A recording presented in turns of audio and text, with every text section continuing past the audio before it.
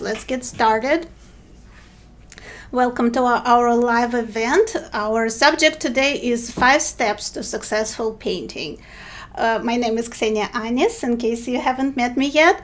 I'm a water media artist and art teacher. I'm in Houston, Texas, and Diane is here in my studio. We're in Houston both, and she's helping me with comments as usual, answering your questions, and as you know, she's our leader of the group, Watercolor Beginners and Beyond. You can always hear her hand. So she will be helping with comments and questions. If you'd like to know a little more about me, I share my art on Facebook and on Instagram. My tag is Tummy Rub Studio, and Diane will post it in comments. My main focus is water media classes, and I publish them on my website, kseniaanis.com. And I also have free tutorials on YouTube. My channel is called Learn to Paint with Ksenia Anis. I produce a lot of additional material for my classes, and I explain certain things a little better, and I post those videos on YouTube so you can watch them for free, and maybe it will help you also in learning your art. And I'm learning as well when I do those videos. This event is totally free, but your help as usual is appreciated. We have a PayPal account that it's very easy to help us out with a little bit. Everything counts, goes towards art materials, and also Diane does a lot for the group, so she sends prizes out. So if you want to help a little bit with postage costs, it will be greatly appreciated. All right, so what other things we have prepared for you today? Diane has 10 prizes to give away today. So yay! So everybody who participated in this event, please leave a comment. Doesn't matter, right, where you're from or what you like to paint, doesn't matter. And then Diane will do a random winner selection and mail you the prize. She will contact you and let you know that you won. And the prizes today are core dot cards. So Diane opened one and kind of tested it for us already. So you will get this little card with some colors in it. It also came with a little piece of watercolor paper, and she said she did several of those little paintings even with these dot cards. Yeah, I still have a lot left. And that paint lasts a long time. Yeah, there is plenty of paint left here, so this is great if you're thinking about using core or you just want a little travel watercolor set. Make sure you comment on the event, and you will be participating in the drawing of the prizes. And I'll post the winners later today. Yeah, so keep an eye out for comments. And Diane also has 3 of those, look at those nifty little notebooks, like sketch pads. This is really good quality paper. This is Arches, right? Yes. Yeah, so it's top of the line paper, and Diane made those little sketchbooks, and she wants to give away 3 of those. So a lot of people will have a chance to get a prize. Alrighty, and it's also July is International Watercolor Month, and as you probably saw Diane's posts, that she's participating in a challenge, painting every day, using what's the website called? Doodle Wash. Doodle Wash, using Doodle Wash prompts. So if you want to challenge yourself to do at least a little bit something every day, but you're stuck for ideas, you can participate in this challenge, and make sure you post on the group, and you will be participating in drawing the prizes as well. Diane has separate prizes for that challenge. So lots of opportunities to learn, to win some cool stuff. And one of the prizes, it comes from Tummy Rub Studio. So one person will be able to take any classes that I have on my website, kseniaanis.com, whichever class is your level, whichever one you prefer. I have something for everybody from beginner. I have a beginner watercolor class that's called From Zero to Watercolor Hero. And I also have intermediate and I have advanced classes. So a chance for everybody to learn something. So very excited about all these prizes this month. All right. Our today's event will be, like I said, kind of show and tell. I will be talking to you about uh, steps that we can take to make our painting more successful, uh, to avoid wasting time, paper, and paint. And I will be showing my paintings. Diane brought a couple of paintings.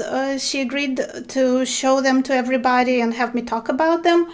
And also, I know some of you submitted paintings through the group in the comments, and we'll take a look at a few of those. I don't know, we have to finish on time, so we will see how much time we have left. But hopefully, we'll have a chance to take a look at everybody's paintings. All right, so 5 simple steps we can take to give each of our paintings a chance to succeed. Our paintings, they're kind of like our children, right? We want them to be successful. We really, put a lot of effort and emotion in them. And watercolor is not the easiest medium to use. So today I wanted to share some things I do, and also kind of my thought process before I'm starting to paint. So hopefully it will save you some time and paper, which I wasted a lot when I was learning to paint. I will explain my approach, and I will show you some examples, and then, like I said, we will look at some paintings from some other artists. All right, so let's ask ourselves the questions. What makes a successful painting? How do we know if a painting is finished, ready to be shown, or if we need to work on it some more, or we even need to, toss it and start over and continue working on that subject? And feel free to chip in comments what, as I talk, what you agree with and your other thoughts, or maybe your questions, right?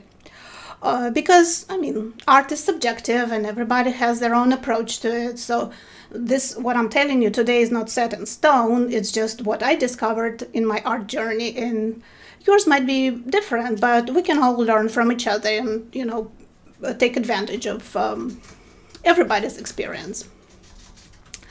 All right. My understanding is that a successful painting has the following figured out and has the following working. It's composition, its color palette, its tonal relationships, and its visual interest. So these are the 4 kind of key things that I know experienced artists are working on when they create.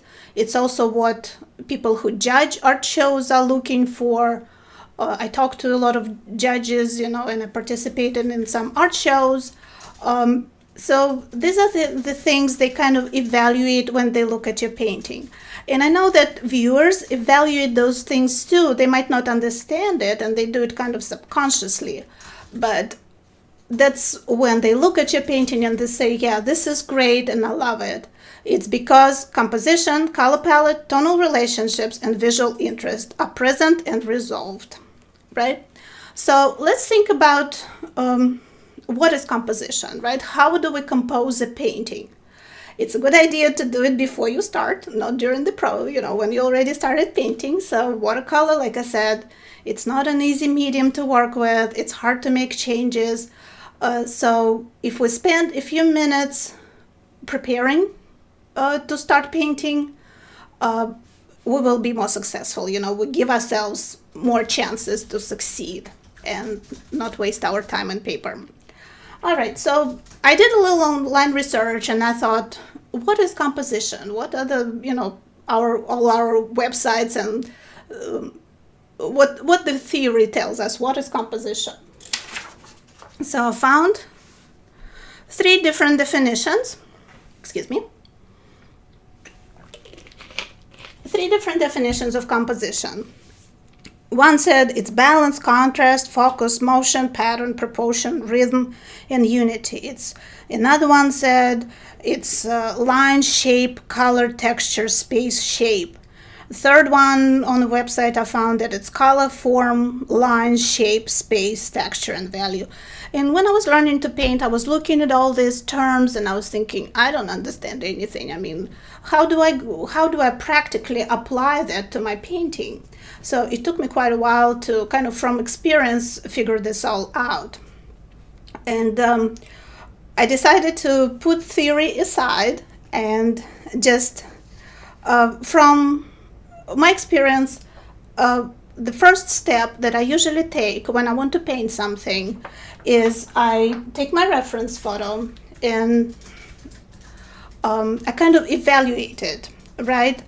And this will be true for a reference photo, and also if you're somewhere even outside trying to paint something, the first thing I do before even I start, kind of the first step in figuring out my composition is to evaluate what I see.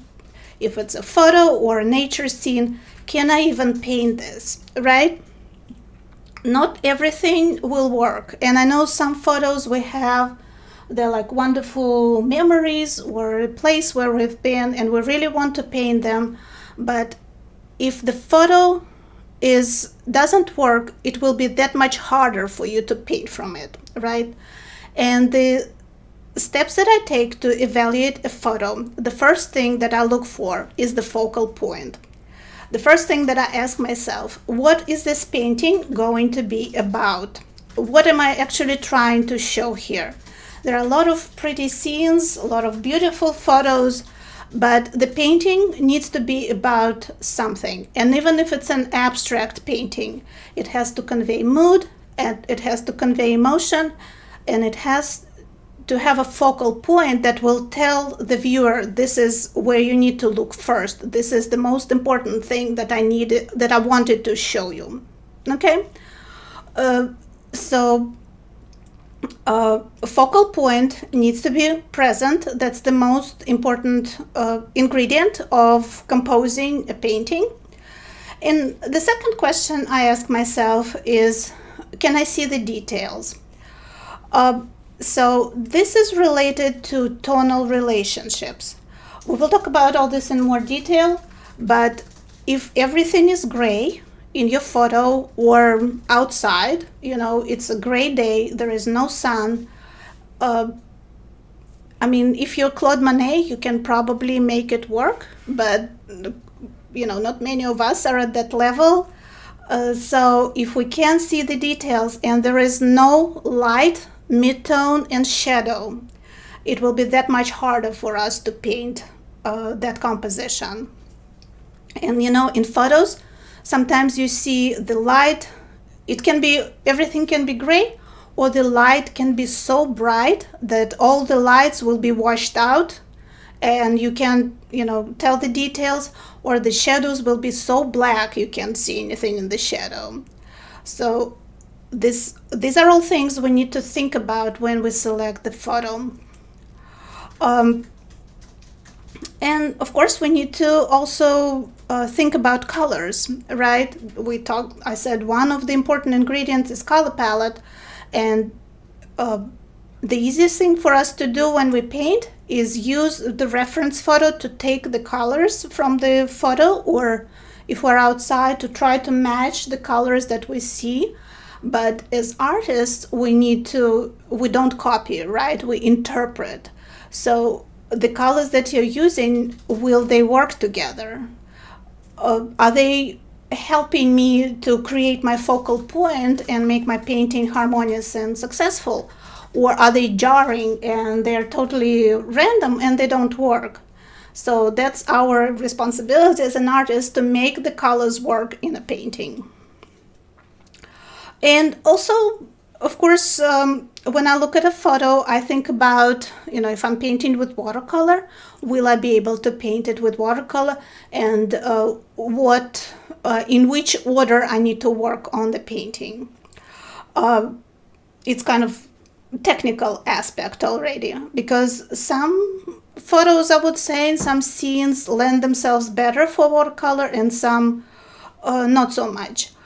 For example, if I paint animals, the fur texture is fairly hard to show with watercolor.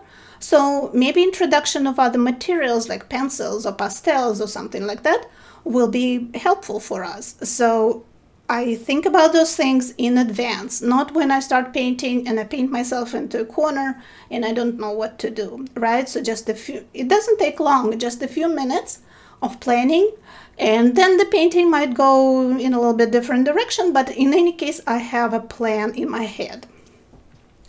So I thought we could look at some photos. I just show you a few examples and kind of analyze them from the standpoint of what we just talked about. Still lifes, I would say portraits, still lifes, and animals are very similar in the sense that the focal point is kind of self-explanatory, right? So when we look at this photo, it's immediately obvious what is the focal point.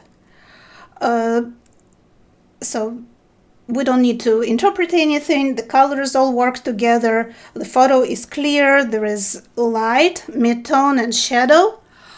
So nothing for us to worry about, and we can easily paint from this photo. Flowers are pretty self-explanatory subject as well. So I have this grouping of flowers that are in focus. This is my focal point. This painting is about daisies, and everything around them supports that focal point, and it's not as important as these flowers that I want to paint. It's pretty dark here in the back. So when I was looking at this photo, I was thinking, I'm not going to paint this black, even though it looks black in the reference. I need to do something to bring out, that to make this work with watercolor. And I have this painting.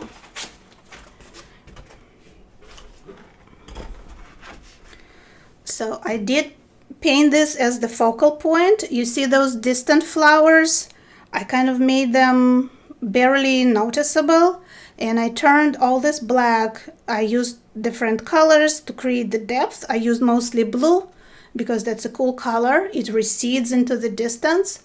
Black pigments are often warm, so they push forward and they don't let you create that depth of space in the painting.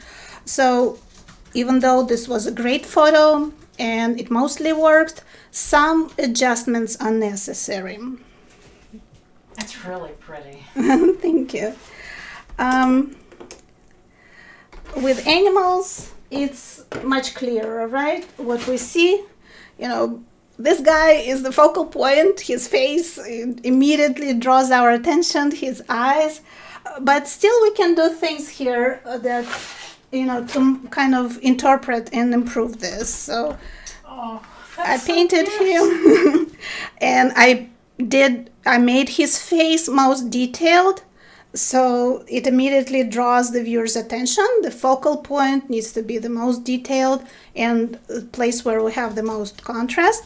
And the rest of him, and especially the background, obviously I painted more kind of less details, more painterly, and the background is just a few brush strokes. I didn't paint the trees or anything, with all the branches and stuff, because it's not important. My painting is about the fox looking at us, so that's what I tried to convey.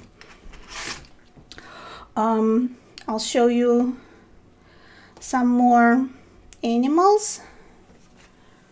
I have a few here. Like this guy, for example. Let me find him. I'm trying to find him. Yeah, so this was the photo. And this is what I painted. So his face is obviously in his little paws, his big paws, the focal point. That's what I concentrated my attention on. I added maximum details, maximum contrast here, and I kind of blended him with the background everywhere else. First of all, I don't really have all that information. And also, in terms of color palette, he's very monochromatic, and that's not how I paint. I like colorful paintings. So when I looked at this photo, I said, I love it. I love that Newfie, but I don't want him to be black and white. And so I came up with my own color palette. And I planned that in advance. I did not start painting him black and then change my mind, right? So just a minute of reflection and consideration goes a long way.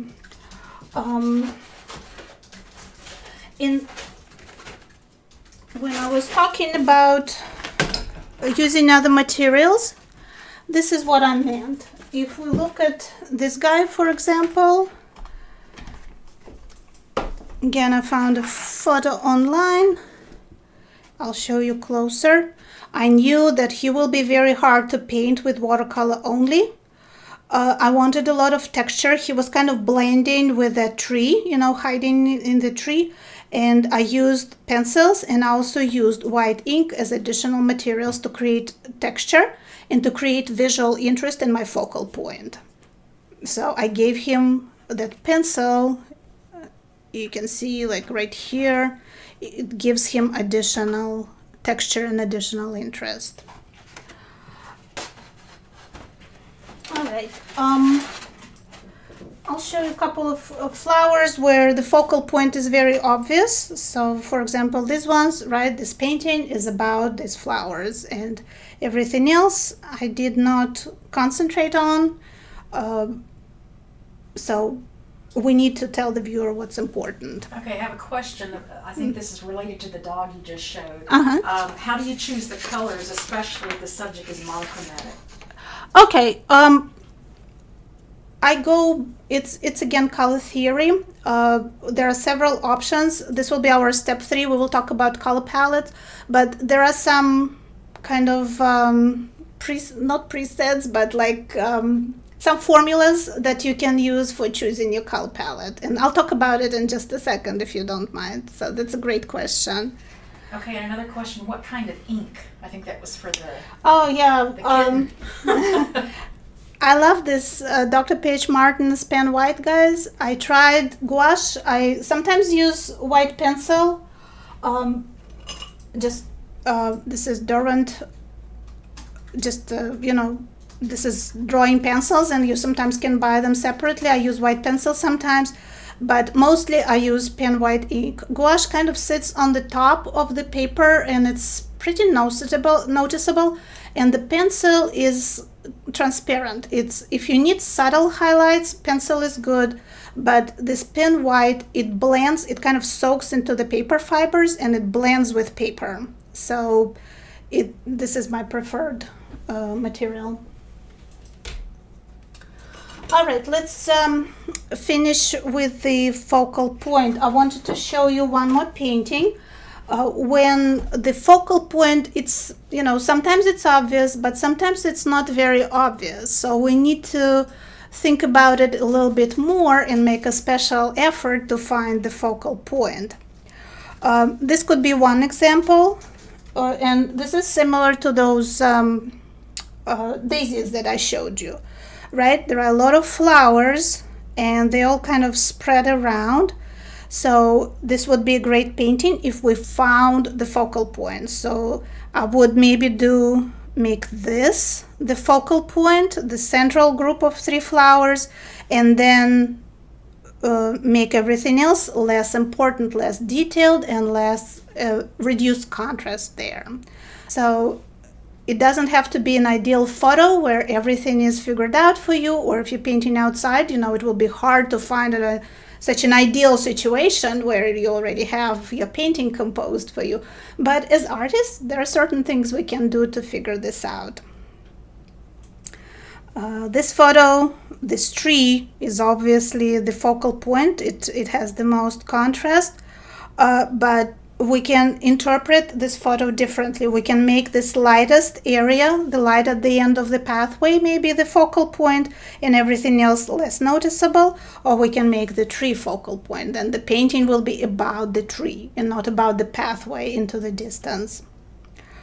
I wanted to show you also, let's see, the photo when this one, where the focal point is not so obvious. And with this photo, it kind of gave me a bit of trouble because I jumped in and started painting, and I thought, well, I'll do something, but I messed up twice, and I'll show you in a second how I resolved it. But if we look at this, everything is kind of a tangle, a lot going on, so we need, this will be definitely very important to figure out in advance what is the focal point. And I finally decided to make these flowers. I made 3 of them as the focal point. I kind of considered this one as the third one, and I decided that this will be my focal point. And as soon as I decided that, that painting started working and it resolved itself. And I'll show you the result. It's right here. Oh, wow. So as soon as I decided that these 3 flowers will be my main focus, everything else fell into place. Because I painted this in watercolor, it didn't work, and then I thought I'll start over, but you see, this doesn't work because this is all the same, right? And of course it's, you know, technically it doesn't work, but there is no most important element. And pretty wallpaper. Right, it's all the same. But as soon as I understood what I need to focus on, the painting started to work. I try not to touch it. I sprayed it with fixative because I used pastels, but I think it still transfers a little bit. Okay, question, how do we choose a focal point when we're painting a landscape? Landscapes, yeah, let's talk about landscapes. When we talk about focal point, you might have heard about it. There is a rule that we call a rule of thirds. So if we do a composition and we do a building or a flower, an animal, whatever you want. So we place our, let's say this is a building and this is our focal point, and we place it smack in the center of our page, right? So this will be the center. What kind of impression does this create? So this will be my focal point. What does this painting tell us? Everything is very balanced, right? It's all very static. Nothing is moving, nothing is happening. So this is all balanced. It's one way to compose your painting. I mean, if that's the mood that you want to convey. In landscape, in still lives, we sometimes do that because we want the objects to just sit on the surface and convey that calm. This is gouache, but you know, this is smack in the middle. It's the same distance basically on all sides. It's not moving anywhere. So this was what I wanted to convey with this. But if we want to convey movement, it's a better idea to use the rule of thirds. And the rule of thirds works this way. We divide the sheet of paper into 3 equal portions each way, and we place our focal point in one of these intersections. And that kind of gives our painting, I don't want makes it unbalanced because we do still need to balance it, but it gives our painting movement and it gives a different idea. So if I put my focal point, my main building that I want to paint, let's say somewhere here, and then I create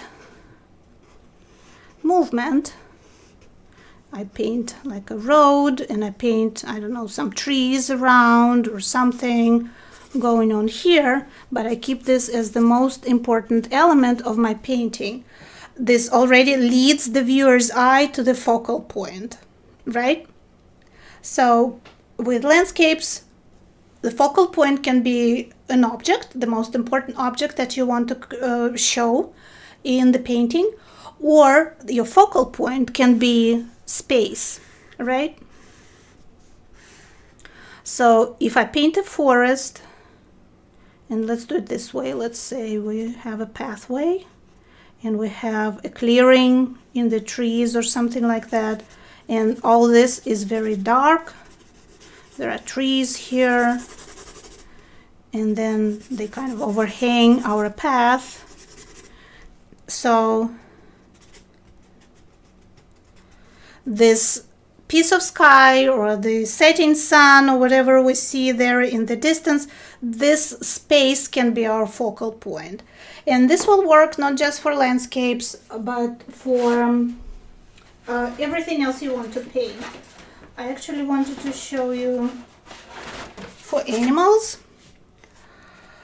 So, of course, these two guys are the focal point, but what is the real focal point in this painting? It's where the faces touch. So it's the space or the absence of space between their two faces, right? That's where we're looking. And I kind of even showed it, kind of accentuated it with color. So this is very bright, and I have a lot of contrast here between, you know, darker shapes and this bright pink. So focal point doesn't have to be an object, it can be space as well. And like these two animals, these two elephants, yes, the faces we're concentrating on, but it's also where they touch is the focal point. That's why I used more contrast there and added like more lines in that area. All right, so we talked about the rule of thirds, and another so if you want movement and you want to lead the viewer's eye into your composition, which would be important for everything, but especially important if you have a lot of depth of space, if you're painting a landscape or an urban scape, a seascape, you need to place your focal point in one of those points that are not in the center, and obviously you don't want to put your focal point somewhere in a corner, right? Because that will unbalance your painting and the viewer's eye will go right through it and just go away and look at the painting that's hanging next to yours. You want the person to be looking at your painting and to kind of get lost in that space and keep looking at it. So that's balance versus movement. And also, it's a good idea when we have a focal point to kind of anchor it in your painting. And the rule is that we need to connect the focal point to at least 3 sides of our paper. And connect doesn't mean, you know, it needs to be so big that it will take up the whole sheet, which you can if you know, those kind of zoomed in paintings look pretty striking and very interesting. But connect visually with other elements. And I kind of did it here. So you see how my focal point is isolated, but then the road or the grass or whatever this is going to be visually connects it to this side, and to this side. And here as well, right? We are connecting, we're leading the eye, and we're anchoring the focal point to 1, 2, and probably we will need something here to 3 sides of our painting. So it's another thing that we need to think about. Let me find an example for you. Or maybe we can look at this flower. So this is the focal point. In this, probably these buds are included in there as well. It's placed close to the center. I kind of moved it off center just a little bit. But this stem, these leaves, and I did something here, also some branches, some leaves connected to these 3 sides, right? So that's what I'm talking about, anchoring your focal point. Okay, question. Does it ever work to intentionally have 2 focal points? No, because this will not be focal. The focal point doesn't have to be one element, right? It can be several things, like even we see in this painting. So this is the main element, and these are 2 supporting elements. All together, they create the focal point group, right? So it doesn't have to be one flower. It can be a lot of things, but you need like to... the 2 elephants. Like the 2 elephants, but they were touching. They were not like sitting side by side. They were touching, so that unified them into one focal point. Great question, by the way. Let's see what else I have. with this painting, I struggled a little bit. This is one of the demonstrations from my From Zero to Watercolor Hero class for beginner watercolorists. I wanted to paint this flower. This was my focal point, and I painted the stem, so I anchored it on the page by connecting it to the bottom edge of my paper. But then it was like, lone soldier in the field sitting there, so I thought I need to do something else. So I created this kind of hinted at some distant tulips, and that anchored this to here and here, right? You see what I'm talking about anchoring. So don't leave your focal point just lonely hanging in space. It needs to connect. It needs to connect to at least 3 sides. All right. I have plenty more paintings to show you, but we will keep moving. All right, and another thing, let's finish with focal point, and we will talk about color palette, very interesting subject as well. We're painting with watercolor, right? We have a very specific, it's a specific medium, we have specific approach to it. We paint from light to dark. And this is, by the way, a great tool, guys. You don't have to buy this, but it's good to have it in front of you. So in every painting, it's kind of a reminder for me that I need to have light, mid-tone, and dark areas in every painting. We'll talk about tonal values in a second. So with watercolor, we paint from light to dark. I just want you to see what I'm talking about when I talk about light and dark. And if we paint something too dark, we can't go back to light, right? We can use opaque white, but it's not exactly the same as transparent colors or white paper. So this is when this advanced planning becomes especially important, is when we paint with watercolor.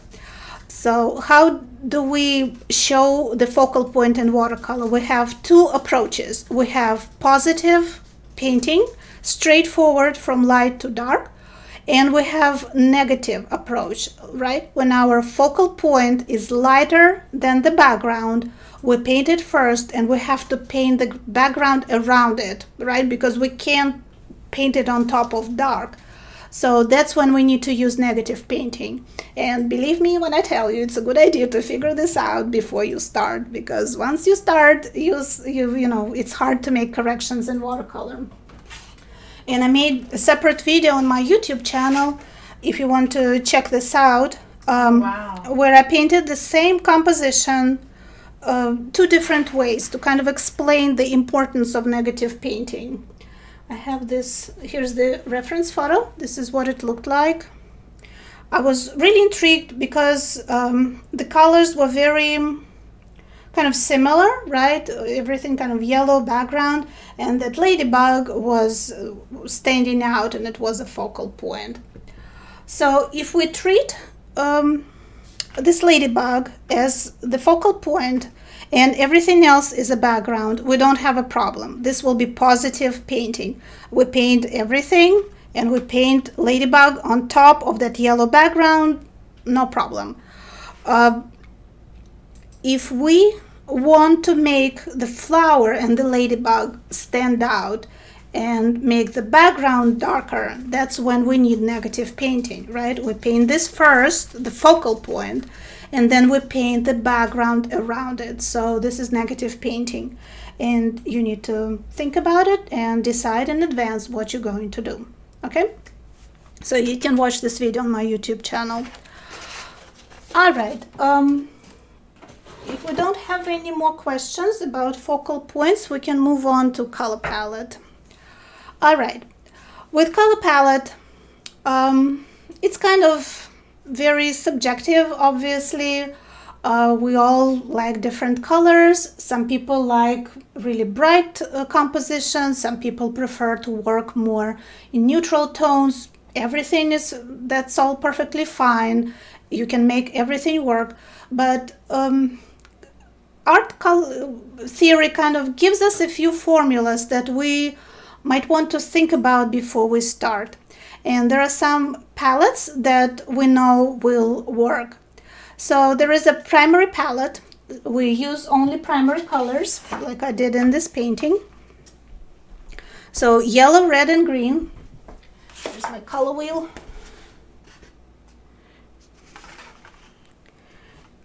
I'm sorry, so yellow, red, and blue, we made, use them.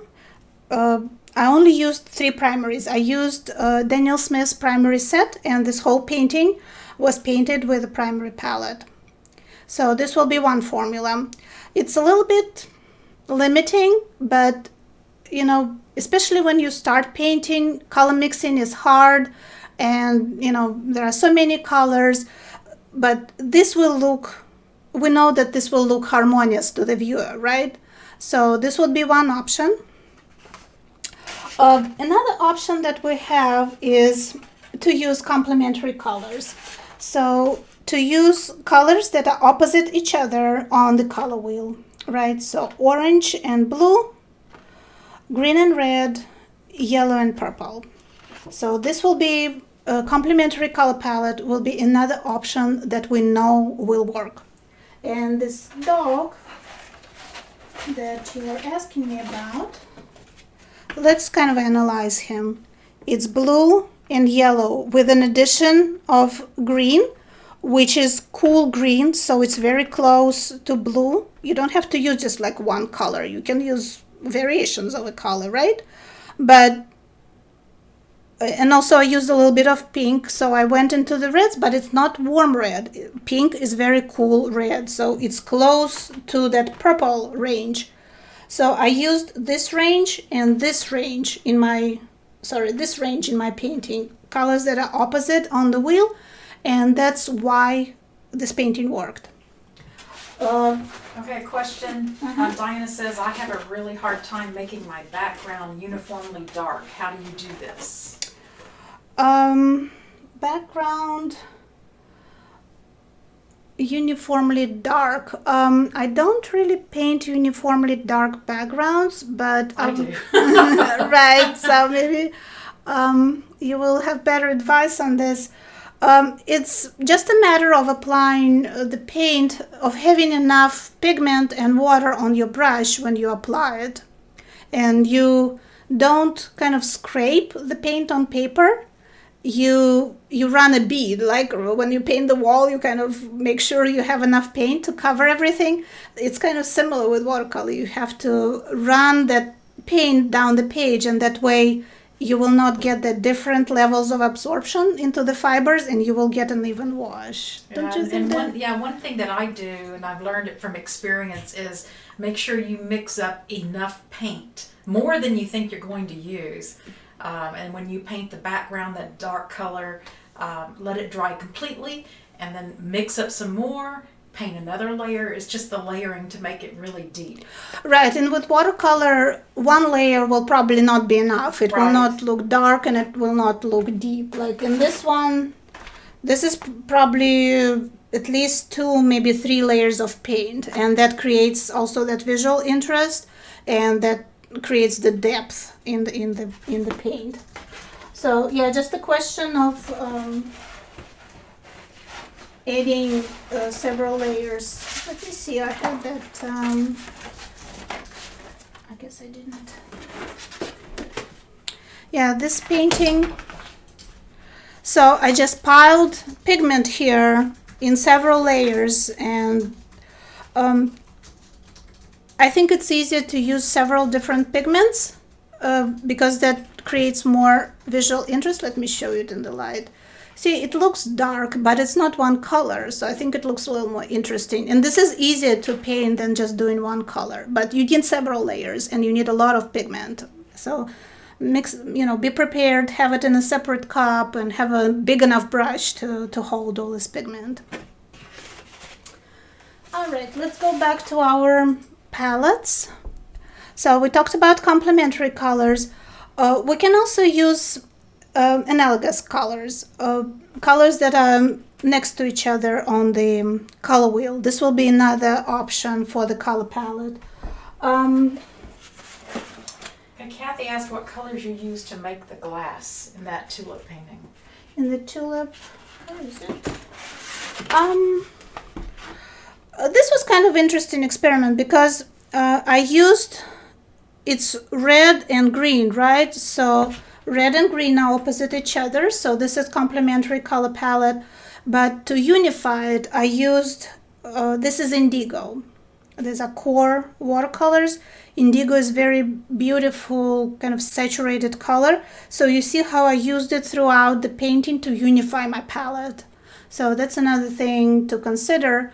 What color is going to be predominant in your painting? And you would think here the red and green will be the most important colors because they're in the focal point. But in reality, indigo was the one I used the most because it's in the background, it's in the glass, and it's in the shadows, in the tablecloth. So this is my unifying color that I used here. And I also added, if I show you again, you see how I dropped some red and green into the background? Why did I do this? Because I wanted to connect my focal point to the background that way. So it's not connected by objects, but it's connected by color. All right, this is another tulip. I would say this is analogous color palette because they're all pastels, kind of cool pastel colors. And they're unified by those white elements. So this is unified by dark color, and this is unified by those bright highlights that run through this painting. And the next formula that we can talk about is neutral color palette, right? I showed you this guy. So he does have some colors, but they're muted and there's nothing bright, and the focal point is created by a lot of texture and not by some bright color that I introduced, right? This fox, he's kind of... I just love that fox. No, that's so cute. It's like saying, what's up? This is all neutral, and orange is the focal point, right? So I use neutral palette with a color focal point, or neutral palette throughout with just texture in the focal point. So these are all things to think about before we start. And of course, the most important consideration when we paint, I mentioned it several times, it kind of keeps popping up, is tonal range and tonal relationships. What is more important than color in our painting? It's the tonal range, right? We have to have light, mid-tone, and dark in every single painting. In everything is gray and there is no contrast, there is no tonal range, the painting is not going to work. If we can have black and white and avoid the mid-tones altogether, but then we're veering into the realm of graphics, right? This is not exactly painting. In painting, we'll have all three elements. It will actually be 5. We will have light and light mid-tone. We will have mid-tone. We will have dark mid-tones. We will have darkest darks, and we have highlights. So this whole range needs to be present in every painting.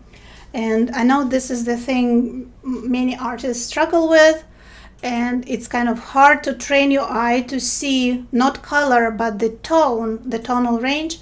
But that's what we need to work on. And there are things we can do to, train our eye and to see this better. All right, guys, I wanted to show you an example of my process, how I work on the painting from beginning to the end, because we have a lot more material and a lot more things to talk about. All right, so here's a painting that I did. This is a photo that my friend took. This is her husky, and she had to borrow a cat from her son because her house had mice, and she had to get a cat. The huskies wanted to eat the cat, but they thought mice is fine, they won't catch the mice. So the cat had to come visit, and of course the huskies were not happy. I just love that painting.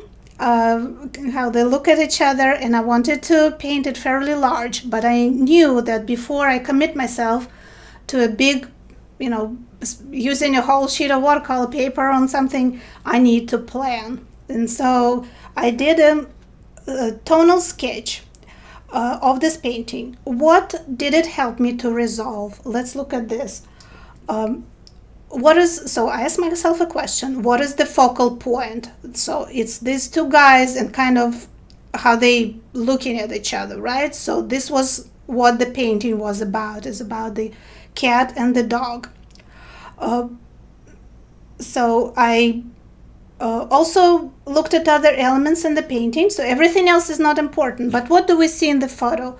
The flowers kind of cover the dog's face.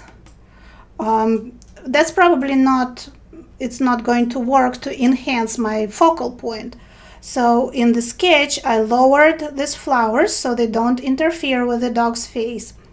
There's also a little building in between them, which also distracts from the focal point. So I thought, why do I need this? I eliminated it in my sketch.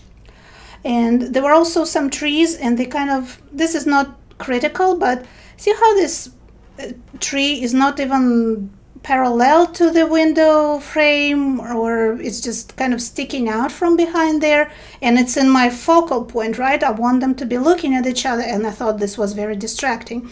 So I kind of curved it a little bit, and I curved this one to frame the dog a little bit better.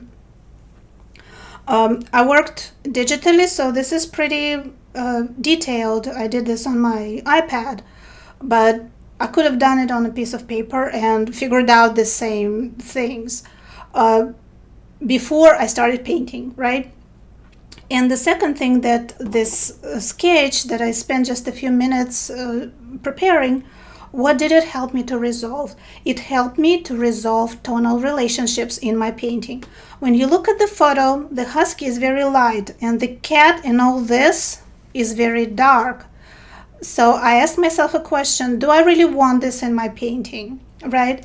And I thought that making the cat a lot lighter and making everything around her darker will work better for what I want to paint, right? So what did I do with the thing here? So I resolved this, and I resolved my composition. I resolved the focal point. And I looked at the colors as well, and I thought the colors were beautiful. So I thought, well, I can pretty much follow the colors that I see in the reference, but I will make these corrections in my painting. What digital app did you use? I use Procreate on this thing.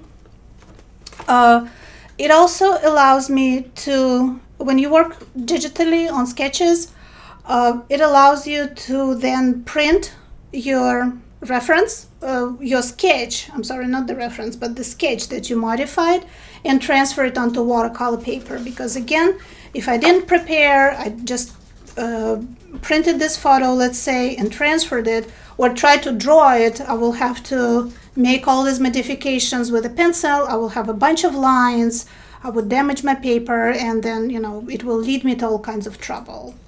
I have a class on this process, by the way, how to use Procreate for traditional artists. It's on my website if you guys are interested. All right, and let me show you the final painting.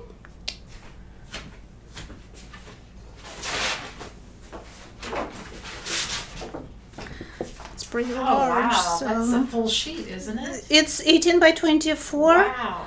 So these are the things we talked about, right? I lowered the flowers. I got rid of that building in the distance. I'll put the photo right here so you can see.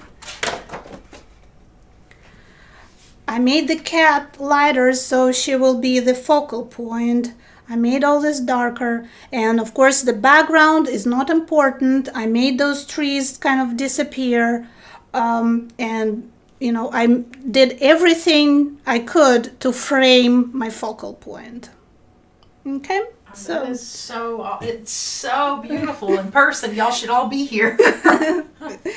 Yeah, and even when I, worked on the darks, it's not black, I used color there, and there is some detail there, but it's also close together that from a distance it looks it looks just a dark object. It reads right. Yeah, it recedes into the distance.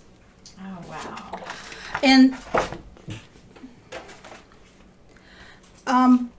And this kind of brings me, guys, to the point that I wanted, this all leads to, right? What I wanted to kind of prove to you is the importance of sketching. It's important to plan your painting and to record your thought process in a thumbnail sketch.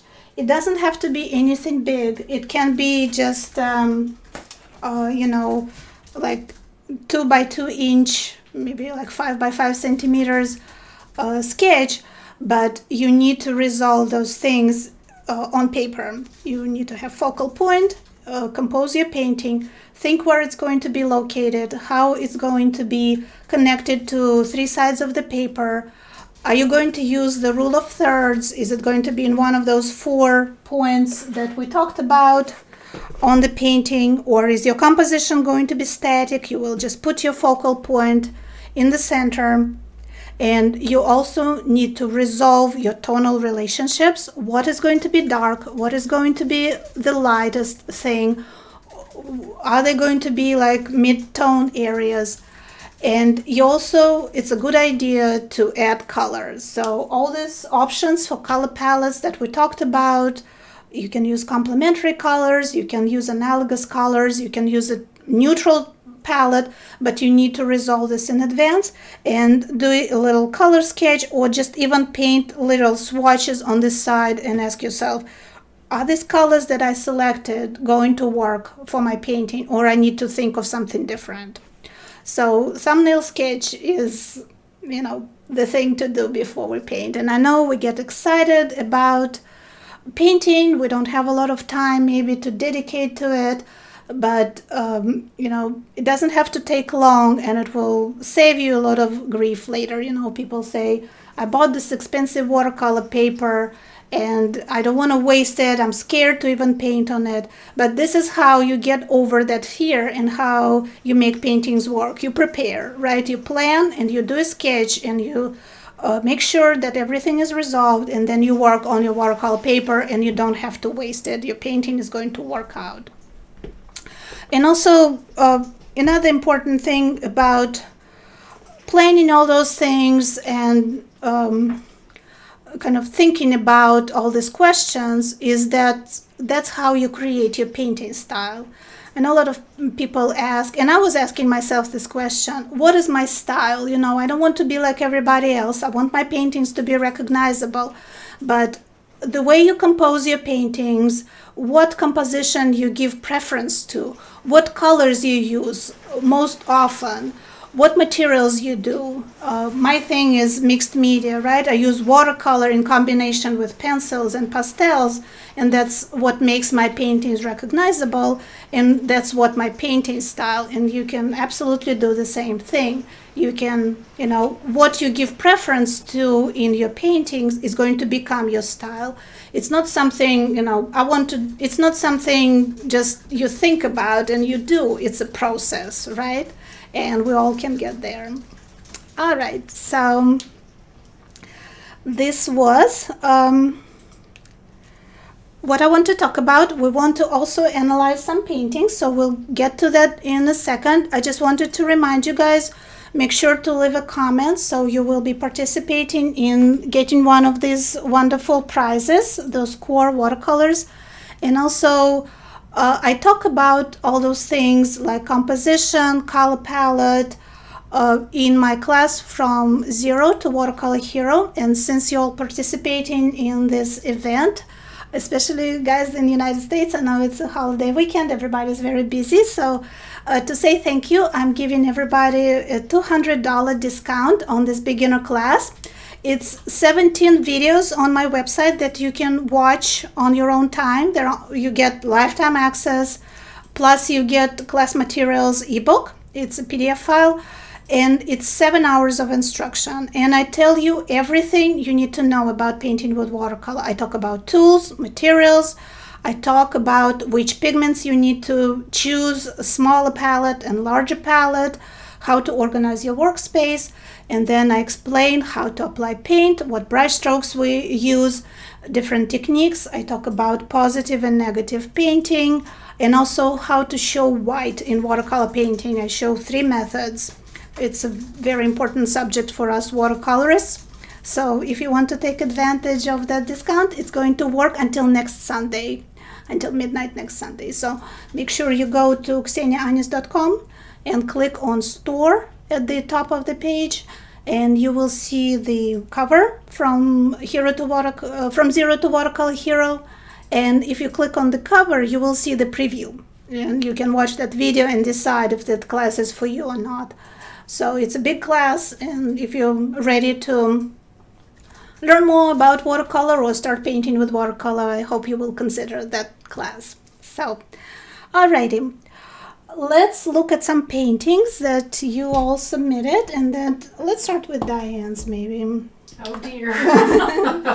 She's being brave. Go for it. Yep. So we are going to start with that. So this is a good example. So this is a landscape that Diane painted. Where is this, Diane, you said? It's Chapel on the Dunes in Port Aransas, Texas. Port Aransas. All right, beautiful place. So let's ask ourselves the question, does this painting have a focal point? Yes, it does, right? It's this church. So Diane saw the chapel, and that's what she wanted to paint. And she succeeded because, you know, our eye immediately goes to this chapel. Does she have movement? Does she lead us to that focal point? Yes, she does. She painted these stairs. Is everything else in the painting less developed? Yes, you know, the sky is very calm blue. This is all kind of green. There are no details. It's very loosely painted. She even supported her focal point with some light there in the background, right? She kind of connected it. She picked a difficult subject, right? That's me. This perspective is not that stairs. They're not easy to paint. And we can see she used the pencil to kind of help, right, Diane? There was a little bit pencil there, which is great because it gives texture to those stairs, a lot of visual interest. The only suggestion I would have for this is, see how this is connected with light? Maybe just a few brush strokes on this side with maybe yellow or something like that to connect the church to this side as well. Oh, okay. So this is the only suggestion I would have. And maybe give the sky a little more intensity so this stands out a little more. But maybe not. Yeah, the sky is probably fine. So great work, difficult subject. This definitely worked out. Here's another difficult subject that Diane painted. So does this have a focal point? It obviously is this figure which is supported by that gate and the foliage behind.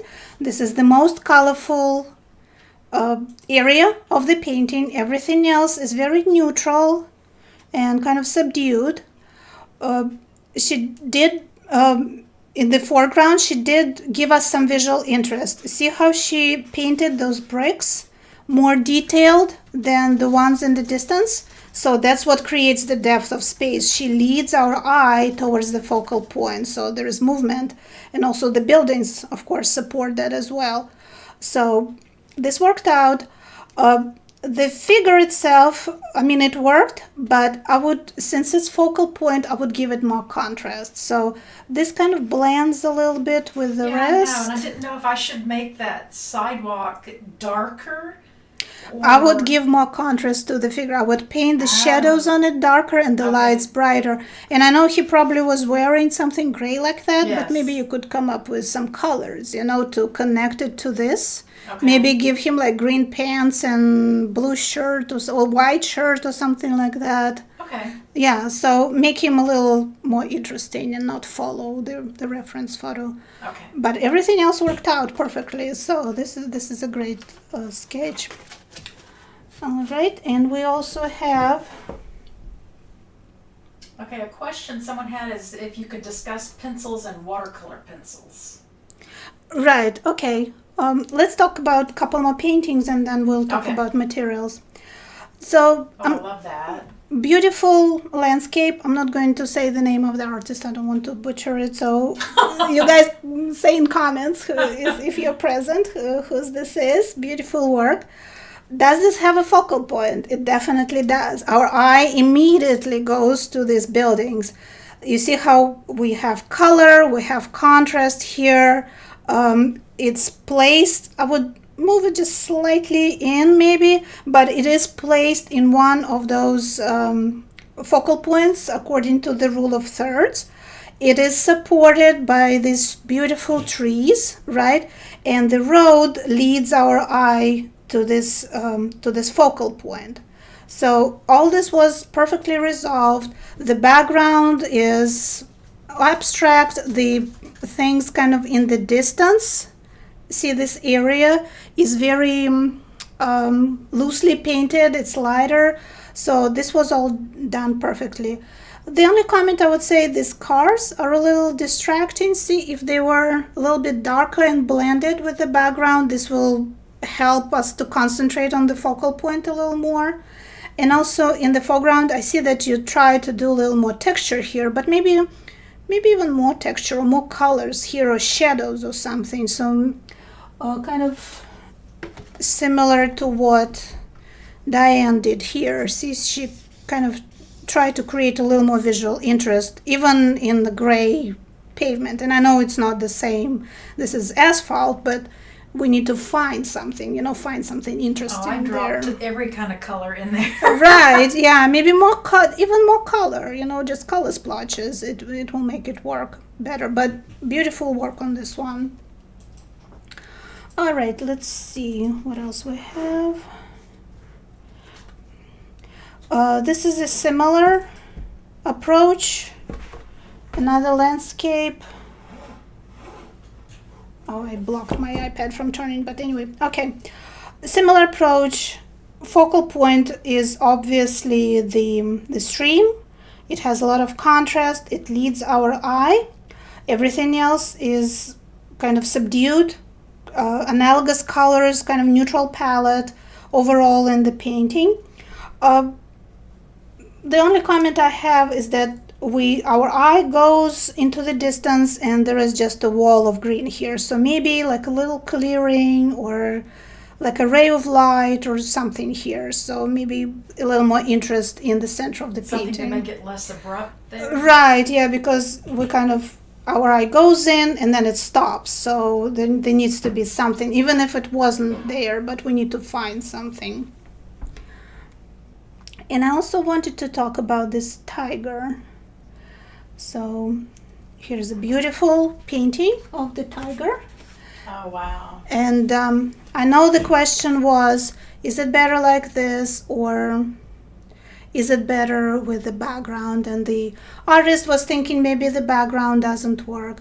And I think the background definitely works. But the problem here, not a problem, but what can be improved is the color palette. The tiger is all warm, right? He's painted with all these beautiful browns and neutral colors, but the background is very cool green that has a lot of blue in it. So they don't quite work together. So if we used more olive green, like warmer green or something like that, or even went with analogous colors, kind of similar to what I did with the leopard, this would probably, give more harmony to the painting, because that's, I think, why you thought this works better without the background, because this beige tone on the paper actually supported the tiger better. So that's the palette that we need to plan in advance and think about when we work. All right. Let's see, do we have any other questions, Diane? Let's see. Oh, we want to talk about materials. The watercolor pencils and other pencils. Right. Okay. If I didn't show you painting, guys, and you posted it in the comments, I will go in and write a comment for you, so don't worry about it. We just, I don't want to run over and take up your whole day. All right, watercolor pencils. So what I use is Derwent. These are called ink tints, and I think they work best with watercolor.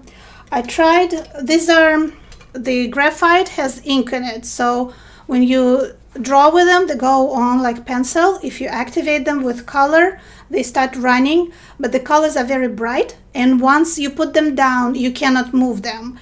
And it's something to keep in mind when you do that. They will stain your paper like inks, but I like that because then I can work with watercolor on top of them. So this is how this was painted. Let's see, I have some other. So I used them in these bulldogs. The color is very intense. I tried using just regular watercolor pencils, and it seems like they were not as intense in these. This was, what is this?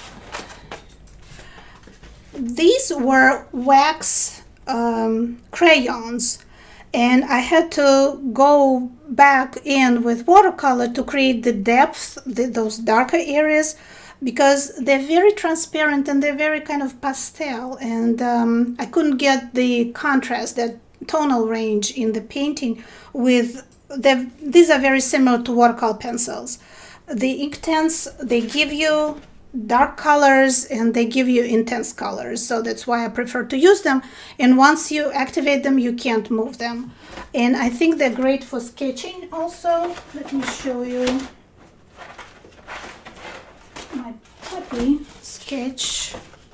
So what I do sometimes, I just draw with them, and then all it takes is just a few brush strokes with clean water, and you can do very quick sketch. And you see I drag them out a little bit to create the shadows, so they allow me to work a lot faster than with watercolor, because it's hard to do details with watercolor. You have to wait for stuff to dry. And that's, by the way, another thing. If you draw with these on wet, they go really bright and you can achieve that depth and darkness. And with these guys, no matter if you draw with them, if you activate them with water or you draw with them on a wet surface, they go in very kind of lightly and they have a lot of transparency in them. I actually love sketching with different materials. I'll show you the rest of these puppies. So this is Elegant Rider water-soluble marker. This would be another similar option to these. It doesn't have a lot of colors. It's black, right? Elegant marker doesn't have colors. Elegant Rider, then? No, well, they do, but they're not really that great. Okay, yeah, so black, quick sketching technique. You draw with the marker, you activate it with water, you create shadows, you're done. So another great option. And this one was Core watercolors, and I used carbon ink, which is permanent ink. Once it dry, you can't move it. So I drew on top and then I added more watercolor on top. So I just love mixed media and mixing different materials. So lots of options in that department. So the question is pretty much the whole outline done with the ink tints pencils? Right, yeah, I do a pencil sketch because once you draw with ink tints, it's hard to make corrections. You know, they're soaking into fibers of paper. And then I draw on top of this with ink tints, and then I activate it with water. This is on YouTube, so you can watch this tutorial. It's the last video that I posted, so you can see this process. Here's another mixed media technique that I love. Talking about visual interest, right? So I painted all this with watercolor, but I wanted the bird to stand out, so I needed texture and I needed more contrast. I kind of supported it with darker background around it, and I created this movement with the branches, but I used these are oil pastels that I used on top, so they work with watercolor great. And see how textured? Oh wow. Yeah, they create a lot of texture, and they don't smudge, once you put them on. It's not like regular pastels where you can't touch anything. So soft oil pastels work great. And these were, they were in like school supplies department. So they were like $2 or $3 or something, a whole box. I was like, I'm going for those. So this is mixed media technique.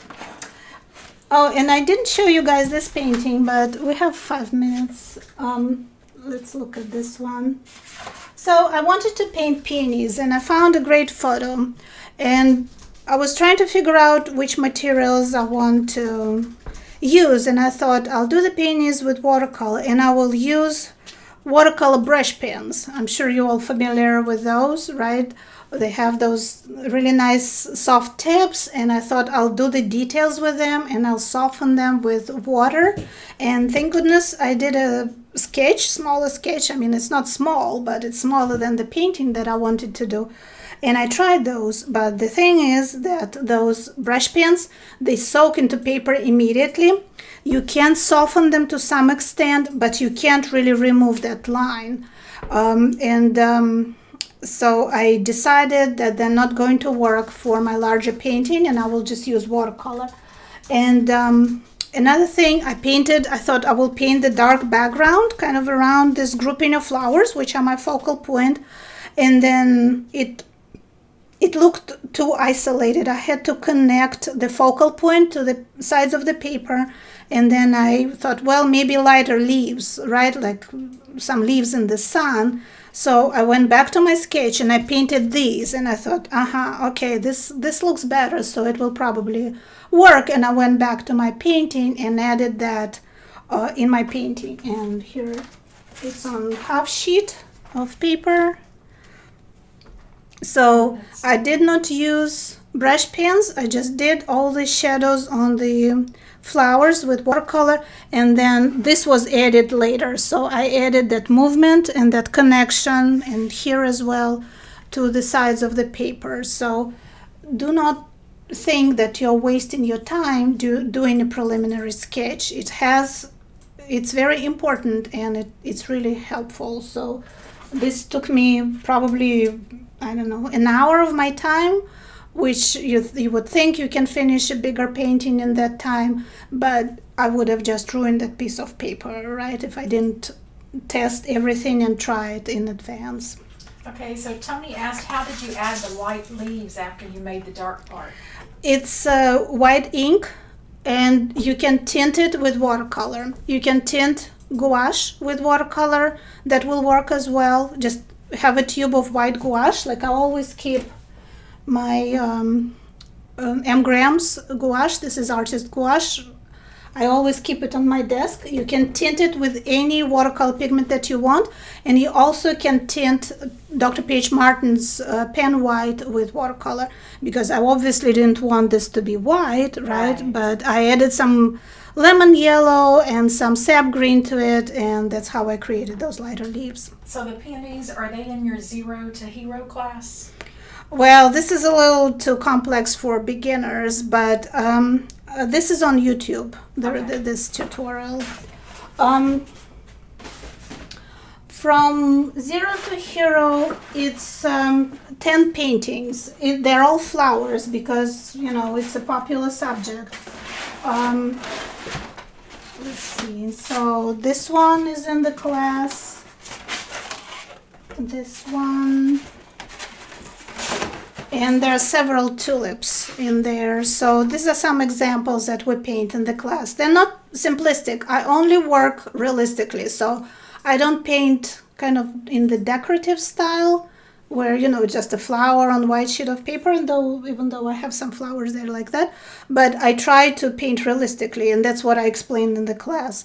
And these two are actually examples when we talk about painting white, and I show you several different ways to paint white. So this one was negative painting, an example of negative painting. So it's very detailed, and every technique has its separate demo. So you will have at least 10 paintings finished after you complete the class, because it's 7 hours, like I said, 7 hours of instruction.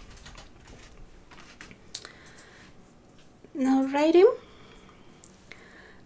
Any more questions, guys? Last call for questions. We need to be wrapping up, and it was great to see you all today. You all were wonderful, asking me all those interesting questions. This is the first kind of show and tell event that Diane and I prepared, but This was fun. yeah, tell us in comments also if you want to do like more paint-alongs, or you have some subject that you want us to discuss and maybe, see examples and see kind of process explanations.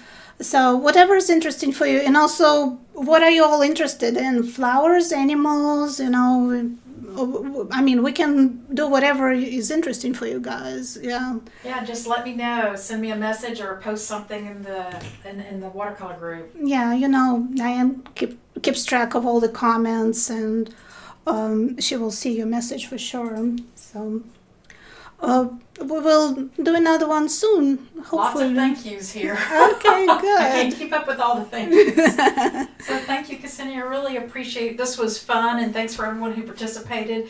I'll send out a message later this afternoon with the 10 winners of the awesome core paints. They're such fun paints. A little goes a long way, so those little dots really will. You'll be able to do a lot with those dots. Yeah, those cards are just wonderful. I have one too, and the little sketchbook will be very helpful as well. That's so, fun. Yeah, make sure you comment, and you will be participating in the drawing. Okay, people are wanting florals, negative paintings, glass paintings. Glass is tough. Right. So. Yeah, that's not an easy subject, and I didn't have time. This tutorial is also on my YouTube, and you will see how I modify the reference photo. That's another way, by the way, connecting the focal point to 3 sides of your paper, right? So it was connected here, but it wasn't connected here. So that's what I did. I just added the shadow to this. Okay, yeah, we can do glass. We can talk about negative painting some more. So yeah, thank you for suggestions. We will definitely think about all this other subjects that we can do. Well, thank you, Ksenia, and thanks everyone. Hope everyone has a great Saturday. Happy weekend, guys, and happy 4th of July, everybody in the States.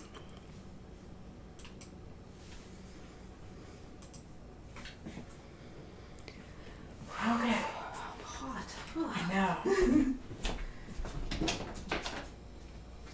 Well, I was able to comment until like the last 10 minutes, and then it stopped. Okay. So I was able to respond to people and provide the links and stuff again. Okay. But Stop the recording too. oh yeah.